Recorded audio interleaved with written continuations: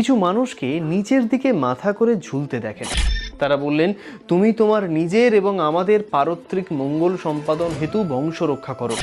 কিন্তু মনে হয় না জরৎকারু একদমই কনভিন্সড হয়েছিলেন বলে, কারণ জরৎকারু তারপর খুব অদ্ভুত একটা স্টেটমেন্ট দেন, স্বনাম্নি যা ভবিত্রী মে দিৎসিতা চৈব বন্ধুভি।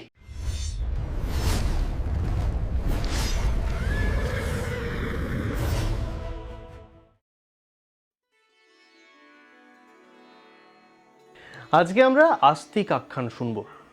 শৌনক সৌতিকে বললেন কিভাবে জন্মেজয় সর্পগণকে ধ্বংস করেছিলেন এবং কিভাবেই বা আস্তিক মুনি সেই যজ্ঞাগ্নি থেকে সর্পকুলকে রক্ষা করলেন। সেই আস্তিক মুনির বংশ পরিচয় বর্ণনা করো। উগ্রশ্রবা বললেন, আস্তিকের পিতা ছিলেন জরৎকারু মুনি। তিনি প্রজাপতি সদৃশ ব্রহ্মচারী, ঊর্ধ্বরেতা এবং পরম ধার্মিক। তিনি দীর্ঘদিন আহার নিদ্রা পরিত্যাগ করে শীর্ণ হয়ে যান, তাও শুধুমাত্র বায়ু ভক্ষণ করে কঠোর ব্রত পালন করতেন। এই জরৎকারু মুনি একদিন ভ্রমণ করতে করতে কিছু মানুষকে নিচের দিকে মাথা করে ঝুলতে দেখেন। জরৎকারু জিজ্ঞাসা করলেন, আপনারা এরকম নিচের দিকে মাথা করে ঝুলে আছেন কেন? তারা বললেন, যাযাবরা নাম বয়ম ঋষয় সংসিতব্রতা। আমরা যাযাবর ঋষি, সুনিয়মে সমস্ত ব্রতও পালন করেছিলাম। তারপর বললেন, আমাদের জরৎকারু নামে এক পুত্র আছে, কিন্তু তিনি বিবাহ না করায় আমরা অধঃপতিত হয়েছি। আবার বললেন, জরৎকারু সংসার সুখ জলাঞ্জলি দিয়ে সারাদিন শুধু তপস্যা করে কাটাচ্ছে। কিন্তু কস্ত্বং বন্ধুরি বাস্মাকম অনুশোচসি সত্যম, অর্থাৎ কে তুমি বন্ধুর মতো আমাদের জন্য এভাবে অনুশোচনা করছো? জরৎকারু বললেন, আপনারা আমার পূর্বপুরুষ, আমারই নাম জরৎকারু, এক্ষুনি আজ্ঞা করুন। যাযাবর ঋষিরা যেন হাতে চাঁদ পেলেন। তারা বললেন, তুমি তোমার নিজের এবং আমাদের পারত্রিক মঙ্গল সম্পাদন হেতু বংশ রক্ষা করো।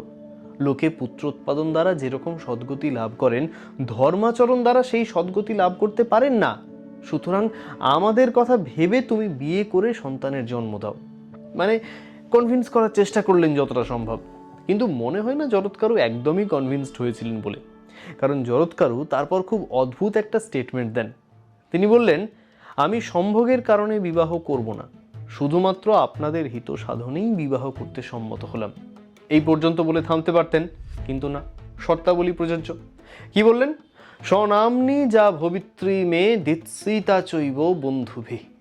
মানে কন্যাকে আমার স্বনাম্নি হতে হবে, মানে আমার যা নাম কন্যার সেই নাম হতে হবে, এবং কন্যার অভিভাবক যেন স্বেচ্ছায় তাদের কন্যা ভিক্ষা স্বরূপ সম্প্রদান করে। এটা বলে জরৎকারু নিজেই বললেন, আমি অত্যন্ত দরিদ্র, মনে হয় না কেউ কন্যা সম্প্রদান করবেন বলে, কিন্তু এভাবে বিবাহ হলে আমি রাজি আছি।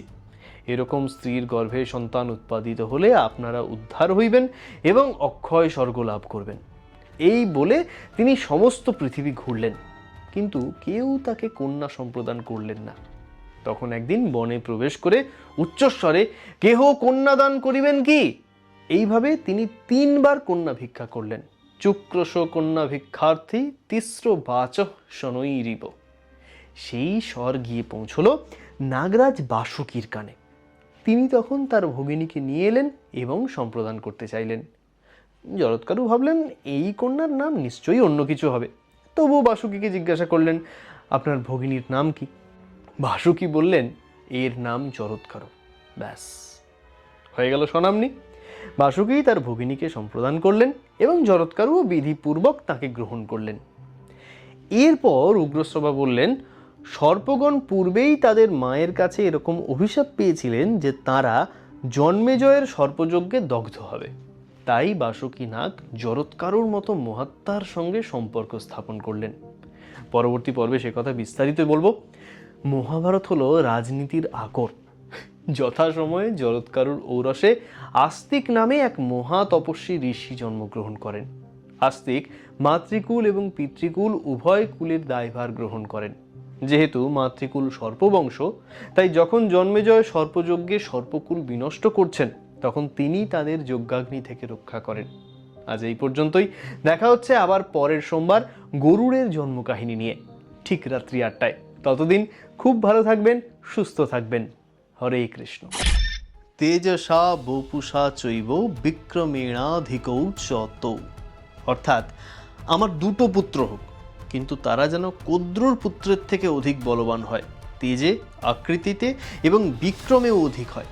মহর্ষি কাশ্যপ তথাস্তু বলে বনে চলে গেলেন। আমার মনে হয় এই বরপ্রাপ্তিগুলো সব বন্ধ কক্ষে হয়েছিল, না হলে বিনতার বরপ্রাপ্তি শুনে কদ্রু নিশ্চয়ই খুশি হতেন না।